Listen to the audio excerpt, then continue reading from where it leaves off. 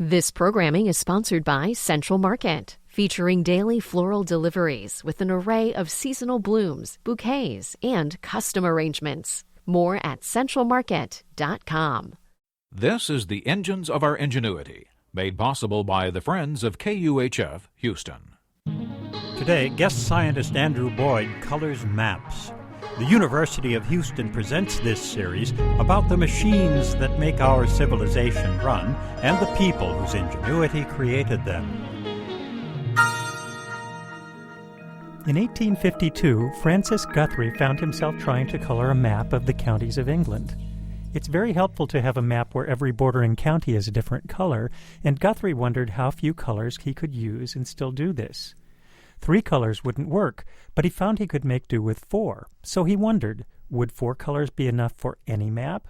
Little did he realize that his question would lay its hold on generations of mathematicians. The seeming simplicity of the 4-color problem led countless people to try their hand at it over the years, including some of the world's most renowned mathematicians.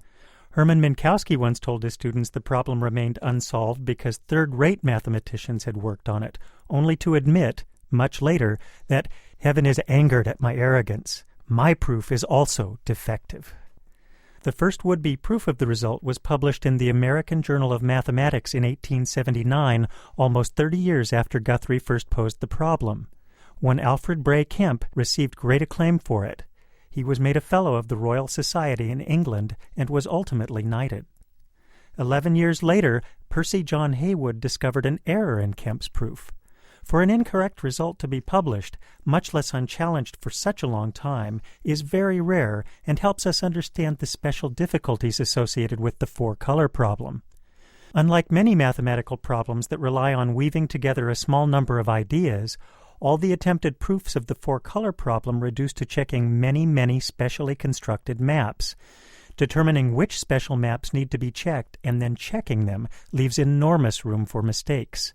Not until 1976 did mathematicians Appel and Haken develop the first proof of the 4-color problem that's withstood the test of time. But it wasn't met with open arms. They were able to reduce the number of special maps to something manageable, but still required a computer and 1,200 hours of computing time to complete it. In 1976, the thought of using a computer in a proof was considered outrageous. It evoked heated debate.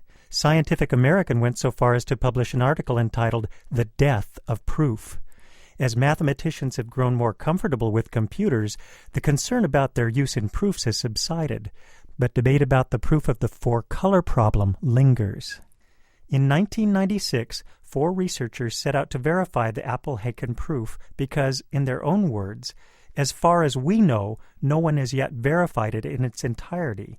We have in fact tried to, but soon gave up. Instead, they developed their own greatly simplified proof. It still relies on a computer, it still requires a mathematician to understand it, and it's certainly possible that there remain even simpler ways to prove what has been elevated from the 4-color problem into the 4-color theorem. So the next time you look at a map, ask yourself how you might get away with only 3 colors, or how you might convolute the map so it would require 5. I think you'll find it really can be hypnotic. I'm Andy Boyd at the University of Houston, where we're interested in the way inventive minds work.